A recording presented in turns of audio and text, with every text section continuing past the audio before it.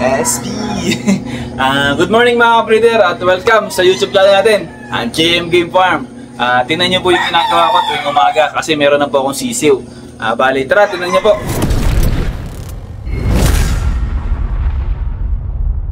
Sa umaga po, mga breeder, ang inuuna ko pong ilagay ay ang painom. Ito po yung painom nila, ayan po. Nilalagyan ko po yan ng bato. Siyempre lilinisin naman natin yung bato. Ano po? Ayan. Ganyan po. Bago ko po ilagay yung mga sisiw, may nakaready na po akong tubig para pagbaba ng sisiw dyan, diretso inom na sila. Yun mga ka-breeder, bakit ba ginagawa ko yung tubig muna bago patoka? Kasi mga ka-breeder, galing sila sa tulog, medyo maganit yung kanilang lalamunan. Kaya kailangan po natin painumin muna mga ka-breeder bago tayo magpatoka ng mga sisiw. Maaari silang mabilaukan doon, magkagasgas yung lalamunan. Dahil sisiw pa sila, maaaring ma-stress sila dahil sa ganun. Kahit naman tayong tao, pag inuna agad natin yung kain ng pagkain natin, di ba parang masakit-sakit din sa ganito. Ayun mga breeder, papakita ko sa inyo yung kung paano ako magpainom. Yan, yung ginagawa ko sa umaga sa mga sisiw ko. Bali, kahon-kahon lang muna ako, 10 days dito sa loob ng bahay para mas matutukan ko sila. Tapos after 10 days may bakunan sila, nililipat ko na sila doon sa outdoor brooder, yung ginawa natin brooder sa likod. Pero 10 days or kahit 20 days hanggat kaya ko pang ilagay sa kahon, doon muna sila. Ang katuwiran ko mga breeder, pinaghirapan natin paitlogin yun, o pinaghirapan natin yung sisiw na yun. Tapos gusto ko kasi mga breeder talagang tutok na tutok sa sisiw para kung sakali man na mailagay ko sila sa range, malalakas na sila. Saka hindi ako basta naglalagay sa range, hindi ko muna sila nilalapat. Okay po yun. Maganda po yung diretso sa lupa po na mayroong lupa.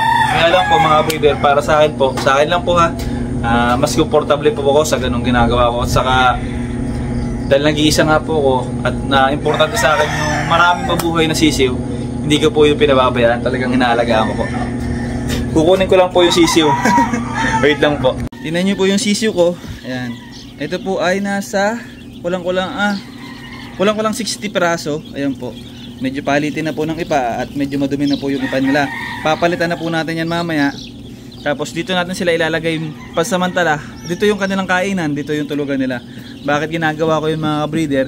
Kasi kapag iisa yung kainan na tulugan nila sa karton, magdudumi mga breeder. Yung mga patoka sisingit yun sa mga karton, hindi nila makikita yan, tapos magkakaamag. Pag nakita nila yan, tutukain nila, may amag, doon magkakasakit. Kaya po bukod po yung tulugan nila, bukod yung kainan nila. Ito mga breeder, ito yung nagsisilbing kainan nila. Ilalagay ko na po yung mga sisiw natin dito para makainom na sila. Ilalagay na po natin. Bali nga pala mga breeder, ang nakalagay po dyan sa painom na yan ay Vitamin Pro Powder. Ayan, dyan po ko tiwala at talaga namang hiyang na hiyang sa pag-aalaga ko. Simula nung ginamit yan 2019, talaga naman pong gumanda yung mga palahi natin. Mas naging healthy at mas marami akong nabuhay. Malwan mag-alaga talaga. Pag may may mga vitamins tayo, may mga gamot tayong maayos, talagang okay na okay yan. Lagay na natin yung sisiw at natalo na.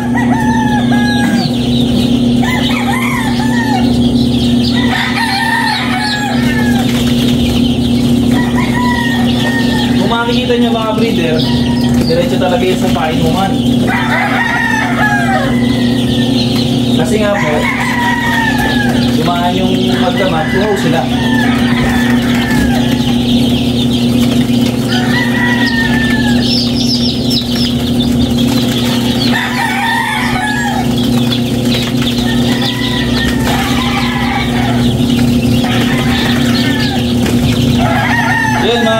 Para saan nga ba yung bato na nilalagay natin doon sa painuman? Kasi mga breeder, yung mga sisiw na yan, hindi pa sila maalam mag-control ng sarili nila. Nabapasa sila at ayun ang nagdudul sa kanila na lamigin sila, doon sila dadapuan ng sakit. Kaya yung mga bato nagsisilbing harang para hindi sila makapaglangon doon sa painuman. Kasi problema yan pag nabasa yung sisiw natin. Iniingatan po natin mapasa ang sisiw natin sa gantong stage. Pero kung ito yung mga isang buwan okay na na po yan. Kahit mabasa po sila ng ulan, huwag lang po puyog na puyog.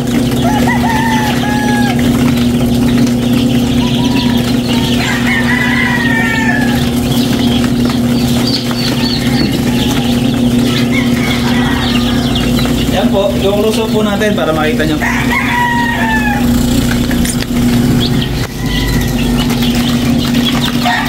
Po, panay silang inuman.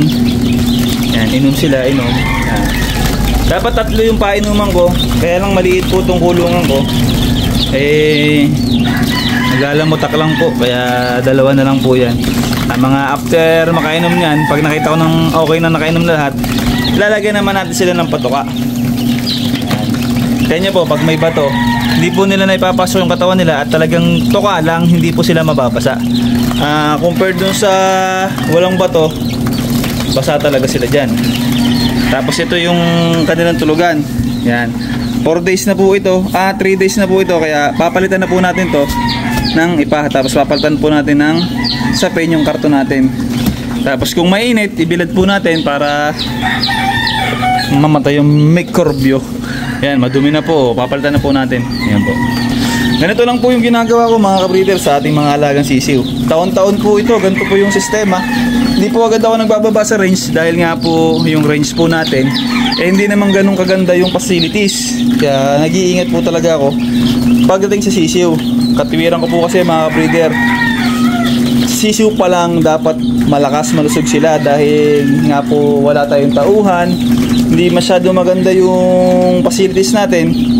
Kapag sisiw pa lang at nagisakitin, ang hirap po. Talaga pong nadanasan ko po yan, nag-uumpisa po ako, hindi ko po alam yung mga gagawin ko. Sisiw pa lang po, may sakit na, ang hirap po. Ang hirap po, hanggang sa lumaki na sila, nakita nyo, mga bansot sila, hindi magaganda yung sukat.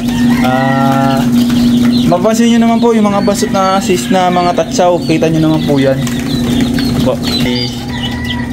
Ayan, bali mga breeder, may pansalang na po tayo mamaya na national natin. Ayusin ko lang po. National natin. Lagpas 100 po yung naipon nating itlog. Yun po yung unang itlog ng ating national. Hindi po ako umaasa doon. Hindi po nag-expect na maraming mapipisa doon kasi unang itlog po yun mga breeder.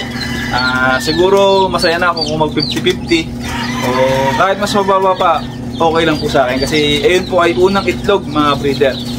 Yung mga first batch po, yan po yung madalas hindi po ganong kadami yung napipisa. Yung second batch naman po, yan po yung kadamihan ng talaga, yung pisa, talaga, marami talagang similya na po. Ayun mga breeder. Bali, tingin ko, nakainom na silang lahat. At lalagyan natin sila ng patoka.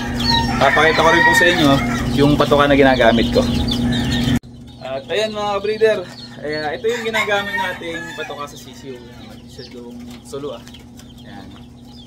Yun nga pala mga breeder, bago ko umawak ng ibang manok, iniintindi ko muna itong mga sisiw ko. Kasi para fresh yung kamay ko, wala pa tayo naihipo dyan sa labas na mga tandang. Sa ganun, makaiwas tayo sa kung ano man yung sakit na nandoon. Di naman natin sure kung talagang wala silang bakterya, pero healthy po sila. Ang problema ko lang po, sisiw po ito, yung bakterya na dala-dala ng tandang, na kaya na nilang dalhin, baka po mapapasa dito. Sisiw pa lang to, baka hindi nila kayanin. Kaya po sa umaga, payo ko lang po sa mga ka-breeder natin na nag-uumpisa. Una po natin gawin at hawakan sa manukan natin ay ang sisiw. After po ng sisiw, napatawanan po natin lahat. Ang sunod po dyan, walis. Magdakot po tayo ng mga ipot dyan. Yung po, walis at daspan. Yan. Ito po yung ating ginagamit. Tingin ko po ay nakainom na silang lahat at maglagay na po tayo ng patuka. Ayusin na po natin. Yan. Meron po tayo dyan 3 patukaan. Nalalagyan natin ng patuka.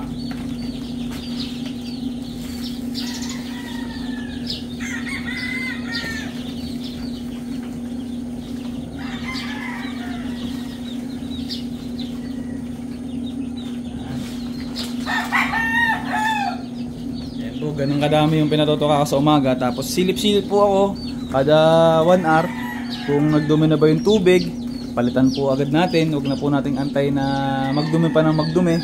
Sisiw po yan at kailangan po talaga lagi malinis at fresh yung tubig nila. Tapos yung sa patuka naman po, medyo madami po sa umaga. Kapag dating po ng mga 2 oras at naubos na, konti na lang po yung ilalagay natin. Tapos hanggang paunti-unti lang po, huwag po nating babadan. Kung okay naman po sa inyo yung nakababad, okay naman po. Pero sa akin po, gusto ko po kasi sabik sila laging tumuka. Sabik, po. Lagyan na po natin sila ng patuka. And nice. Para makita nyo yung paano sila tumuka. Tututok natin dito.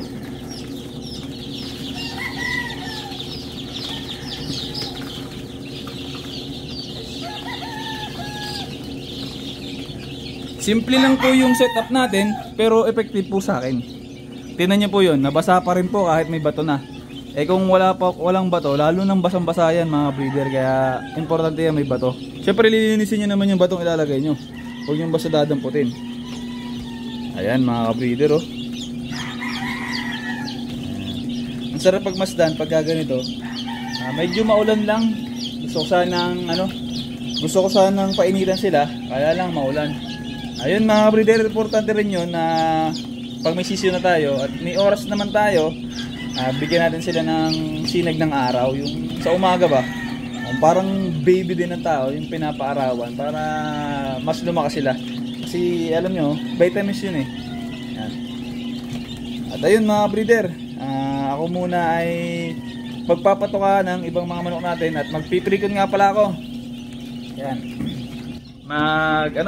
Magpipirikon nga pala ako ng ating mga late born. Yung mga claret po, kinuha po ulit yun ng ating kaibigan, si Sir Chan. Yan po, siya po yung nagtitiwala sa atin. Pinurga ko po sila nung Friday. Tapos, konti-konti lang ibinigay ko patuka sa kanila para pagbigay natin ng platinum hagibis sa kamais, patuka agad nila. Bali, mimix ko po yun mamaya. Siguro, isama ko na rin po dito yung pagmimix ko ng pagmimix ko ng patuka. Kaya naman po mga breeder ay 50-50 lang yung ginawa ko. 2 kilo na platinum, 2 kilo na hagibis at 2 kilo na mais. Kaya naman po mga breeder ay para sa akin lang po, pre-code lang po. Meron pa pong ibang handler. Kumbaga, inuumpisahan ko lang sanayin sila sa patuka na yun para kapag nasa handler natin ay hindi naman bago sa patuka. Bali, si handler na po ang bahala sa iba. Ayun mga breeder, samahan nyo ako. Titimplahin naman natin yung ating patuka doon. Saka tatalakayin natin yung incubator. Yan. Siguro sa susunod na araw na yung incubator. Yung incubator po ay isa sa aking katuwang dito sa hanap buhay. Yan po yung isa sa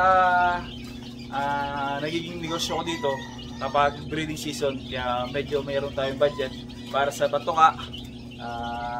Tapos pambayad sa kuryente. Yan. Diskarte lang. Meron din naman po tayong tatlong tricycle bago tayo tumigil sa trabaho noon. Kaya meron tayong 3 tricycle. Sa mga hindi nakakaalam mga breeder, dati po ako toda. 2 years po akong bumiyahe. Yan, mas naman po yung kita, kaya lang po minsan wala, minsan maganda, minsan paldo talaga. Kaya lang mga breeder hindi po ako medyo masaya sa ganung trabaho. Tapos halos kaparehas lang din naman ng kinikita ko dito, pero medyo mas malaki po dito sa pagmamanok. Kaya lang po yung puhunan ang kailangan natin. Kaya ang ginawa ko po, dumagdag ng tricycle, pinaboundaryhan ko po. Meron po akong inuhulugan ngayon sa tricycle. Yan. Kaya hindi po tayo makabili ng ibang materyales. Hindi, ayun lang. Ayos lang naman mga breeder kung hindi tayo makabili ng bagong materyales. At least i-prove muna natin yung sarili natin dito. Mga breeder. Siyempre gusto ko rin naman pong bumili kay Paulo Malvar, kay Red Game Farm, kay Kari Chua, yan. Gusto ko rin pong bumili dyan. Dahil lang wala pa po tayong budget. Sa susunod na lang po. Ayun, medyo mahaba na yung usapan natin. Tingnan naman natin yung ating mga pang-kondisyon, pang-pre-con na patuka. Samahan nyo ako. Tara! Dito tayo sa kubo. Bali, pakikita ko sa inyo yung mga ginagamit ko sa unang araw ng pagpa-priming. Una mga breeder, nagpupurga tayo. Ito yung ginagamit natin, Raptor Dewormer. After natin magpurga, nagbibigay tayo ng bacteria flushing 2 to 3 days. Yan, ito yung ginagamit ko pang bacteria flushing. Siyempre yung mga vitamins,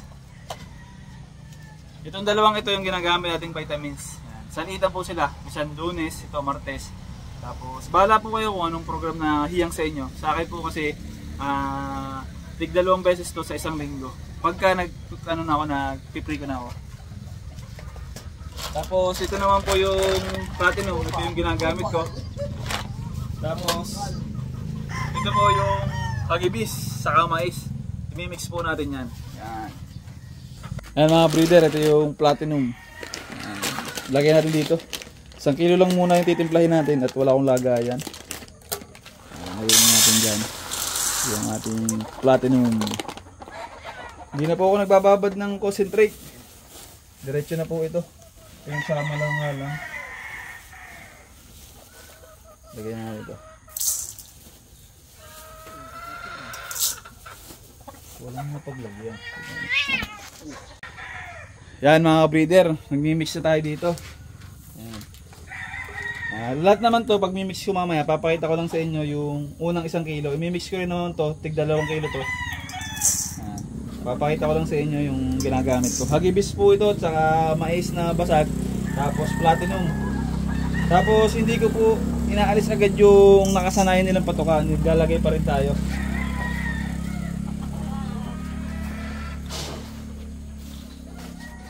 Naglalagay pa rin tayo kahit konti.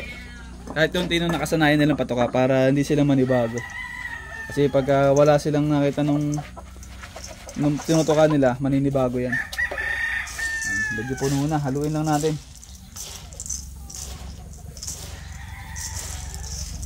Ganito lang po yung ginagawa ko. Effective naman. Gumaganda yung katawan. Tapos pagdating sa hander, sanay na sila sa platinum at saka sa mga grains. Hindi na siya nahihirapang magpakain.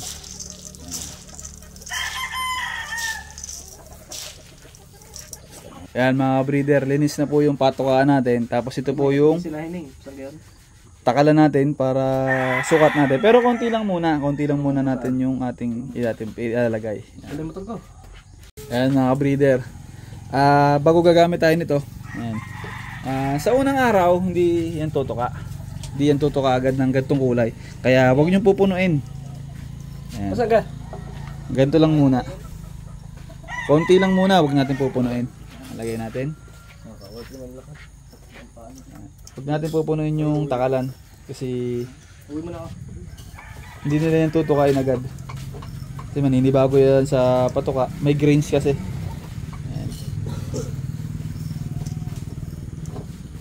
Bali 50-50 yung ating 50-50 yung timpla natin. Tigda 2 kilo. Pa-comment naman kung may mas maayos pa dito. Ibig sabihin ko yung payuhan nyo naman po ako ng pagpa-precon. Kung okay na ba to, kung hindi pa okay to, o mayroon kayong ibang mas maganda para sa pagpi-precon, mas mainam po. Lagyan din natin to. Ayan mga breeder. Yung mga ipi-precon natin mga breeder, ayan ay sisiw pa lang, ay naka-ready na para sa ating boss.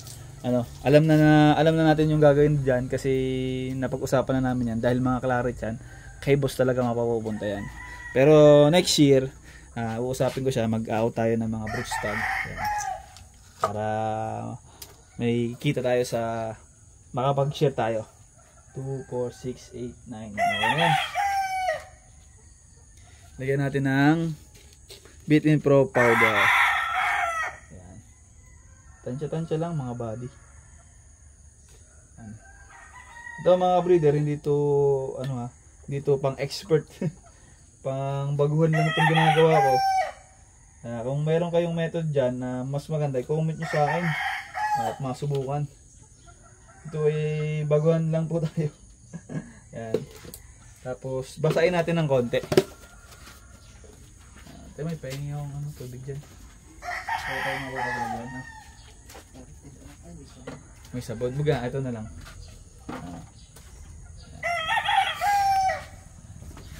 Ayan mga breeder, yung ating mixture. Basahin na natin ng konti para kamapit yung vitamins. Ayan. Basahin lang natin ng konti. Okay pa. Tapos siyempre haluin natin. Haluin lang natin. Ayan. Kita nyo kaya? Ayan. Pare, buhusan mo ng pagkakaunti. Ayan. Kaya kaunti lang po muna yung binibigay natin. Kasi maninibago yan, hindi pa nila to kakainin talaga. Mga 2 days bago pa nila to makain. Yan. Ito lang mga breeder yung ginagawa natin. Ayun mga breeder, dito ko na po tatapusin yung ating vlog ngayon. Bali bukas magbablog ulit ako tungkol sa incubator, yung kung paano natin ginagamit, paano natin ginagawa yung mag-incubator. Business din yun mga breeder, makakatulong din sa inyo yun. Kung meron kayong extra budget para sa incubator, extra space, pwede kayo tumanggap ng papisa. Ayan. Maraming salamat sa mga sumusuporta at laging tumatangkilik sa JM Game Farm at laging nanonood dyan at sumasabay-bay. Intay-intay lang po tayo. Next year magpaparapol ulit tayo. Ayan. Malapit na tayo mag 10k followers. Siyempre pag 10k followers, try yung ibibigay natin. Nung nakaraan nakapamigay na po tayo ng inahin, tandang, isang trayo. Ayan, nakuha na po nila yung mga napanalunan nila. Basta sinabi ko mga breeder na mamimigay tayo, talagang nasusunod yan. Natutupad yan. Para sa inyo yan mga breeder at sa suporta. Balik tanaw ko sa inyo yun. Siya paano, dito na natin tatapusin yung vlog natin. At see you soon sa next episode na JM Game Farm. Alright.